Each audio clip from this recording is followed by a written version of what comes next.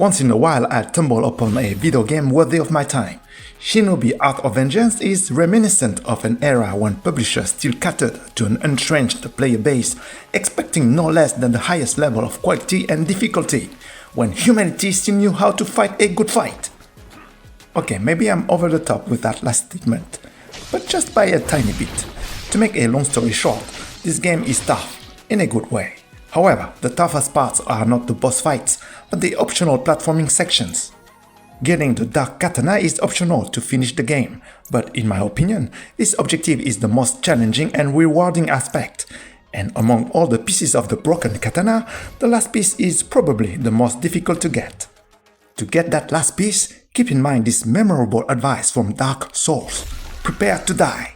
A lot.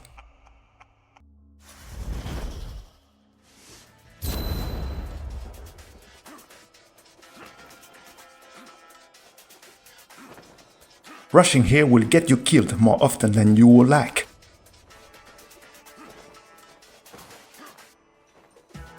Wait for the second spinning wheel to be at the top before making the leap. Same here. What makes the difficulty of Art of Vengeance so satisfying is that the controls were developed with pinpoint precision. Without this level of precision, the game would just be a big frustration.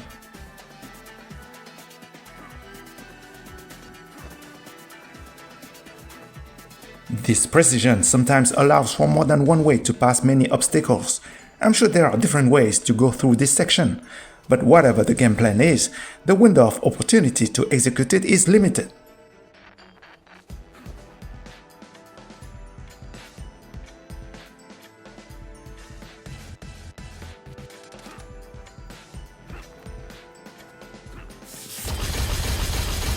Now begins the second leg of the stage. This leg is divided into 3 assault waves.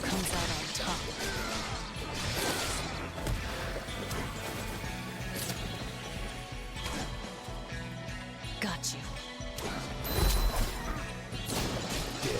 To the overlook.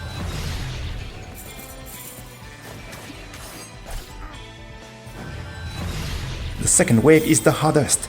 I like to take care of the laser sniper on the left first. If I had one complaint to formulate, I would say sometimes when there are too many things going on in the screen, it can be easy to lose track of where I am for a brief moment. That split second of confusion can lead to a frustrating death. Just shake it off and apply the mantra of the game, the Art of Vengeance. Time to take care of that annoying blue soldier on the right.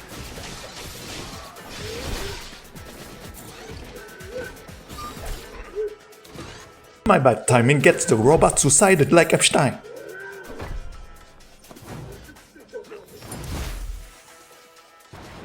With most of my health bar gone and still a long way to go, I'm playing it safe now.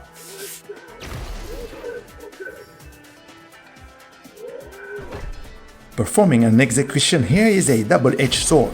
It can do more harm than good if your timing is not right. Now begins the third and final wave. With a nimble cell, this wave can be easily overcome without taking too much damage.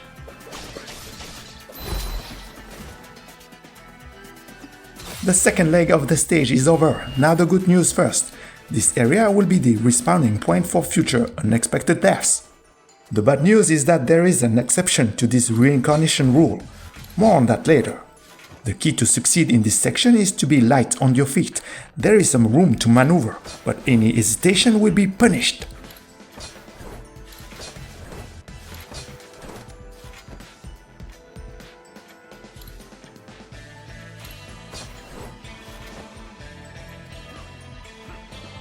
Now the bad news.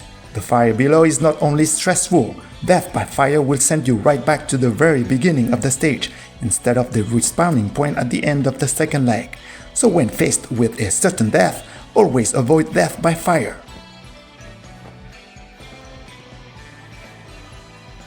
Word of advice: do not try to go through the moving spinning wheels without taking a break. This section is all about stress management and good positioning. As the fire is creeping up, just relax and take some time to reposition for a smooth climb.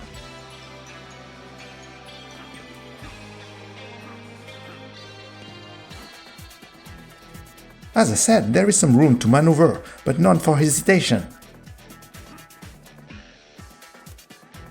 Oops, wrong direction. And one final vicious section to maintain the heartbeat at 200 BPM. People with myocarditis issues should be forbidden to play this game, but this is not medical advice. Thank you for watching.